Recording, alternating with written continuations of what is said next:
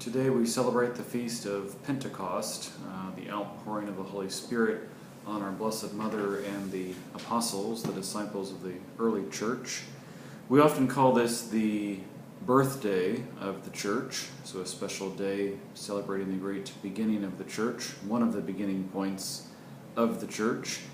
And in the sense of it being a special day, a special birthday of the church, and for all of us, perhaps consider having a special piece of cake or a special dessert today in celebration of our birthday as Christians, as good Catholics.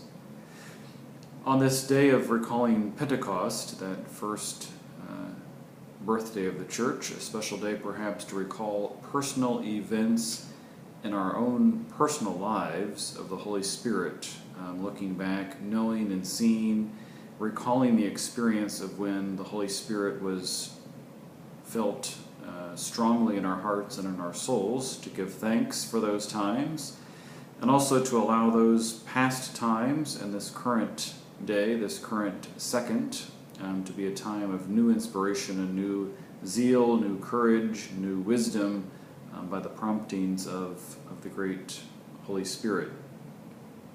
The Holy Spirit, of course, should inspire us with great zeal. The Holy Spirit is not lazy, and so we should not be lazy when responding to the great Holy Spirit. Recently I read somewhere, or read on the internet, I think Twitter and Facebook, that our Holy Father, Pope Francis, was telling us to go annoy someone. In the sense that if we're being good Christians, good Catholics, followers of Jesus Christ, someone is going to be annoyed if we are honestly living a life with Jesus. Someone's going to be perhaps mad at us, and we need to be willing to accept that. Of course, we're not striving to annoy people, we're not striving to make people mad, but as we strive to be good followers of Jesus, someone is going to be upset with us. That's a given. As we recall again the Holy Spirit well and alive in the church, I would say every Pentecost is a good time to reflect on how can we better renew, reform, and purify the church.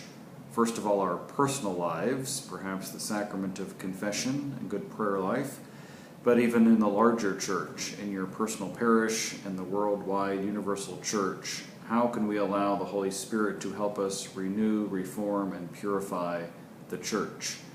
The church is always in need of great renewal and great purification. Sometimes in church history it was more evident, but we always need great saints, great followers of Jesus to help build up, renew, and strengthen the great church, the Catholic Church. So I hope you are enjoying this feast of Pentecost, and may the Holy Spirit be in your heart and soul now and forever.